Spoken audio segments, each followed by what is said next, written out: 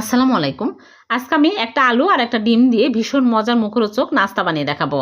একটা আলু সিদ্ধ করে ম্যাশ করে নিয়েছি আর একটা ডিম সিদ্ধ করে গ্রেটার দিয়ে গ্রেট করে নিচ্ছি। তারপরে দিয়ে দিচ্ছি কাঁচামরিচ, পেঁয়াজ কুচি, হলুদ, লবণ, মরিচের গুঁড়া, জিরার গুঁড়া, ধনিয়া গুঁড়া, চাট মসলা, মরিচের গুঁড়া সামান্য দিয়ে আমি ভালো করে মাখিয়ে নিব। মাখানো হয়ে গেলে আমি এইরকম করে শেপ দিয়ে নিচ্ছি। যেকোনো রকমেরই নাস্তার শেপ দিতে পারবেন। সবগুলো বানিয়ে নিয়েছি। এখন ময়দা হাফ কাপ, স্বাদমতো লবণ দিয়ে আমি ভালো করে পানি দিয়ে পাতলা ব্যাটার তৈরি করে নিব।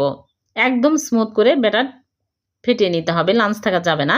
তারপরে হাফ কাপ ময়দা আর নুডলস মশলা আর সামান্য লবণ দিয়ে মিক্স করে একটা করে ব্যাটার মধ্যে চুবিয়ে তারপরে এই ময়দার মধ্যে কোট করে নিচ্ছি। আবারও ব্যাটার মধ্যে চুবিয়ে ময়দার মধ্যে কোট করে নিচ্ছি। ডাবল কোট করে নিলাম। এখন আমি গরম তেলের মধ্যে দিয়ে উল্টে পাল্টে ভেজে নিব। যখন এরকম সুন্দর কালার হবে তখনই তুলে নিচ্ছি। হয়ে গেল ভীষণ মজার আলু আর ডিমের নাস্তা।